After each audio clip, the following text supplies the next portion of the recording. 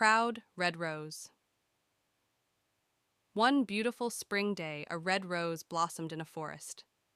As the rose looked around, a pine tree nearby said, "What a beautiful flower! I wish I was that lovely." Another tree said, "Dear pine, do not be sad. We cannot have everything." The rose turned and remarked, "It seems that I am the most beautiful flower in this forest." A sunflower raised its yellow head and asked, "Why do you say that?" "In this forest, there are many beautiful flowers. You are just one of them." The red rose replied, "I see everyone looking at me and admiring me." Then the rose looked at a cactus and said, "Look at that ugly plant full of thorns." The pine tree said, "Red rose, what kind of talk is this? Who can say what beauty is? You have thorns too." The proud red rose looked angrily at the pine and said, "I thought you had good taste. You do not know what beauty is at all. You cannot compare my thorns to that of the cactus." "What a proud flower," thought the trees. The rose tried to move its roots away from the cactus, but it could not move.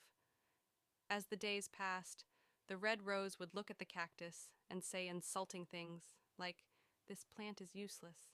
How sorry I am to be his neighbor." The cactus never got upset and even tried to advise the rose, saying, "God did not create any form of life without a purpose."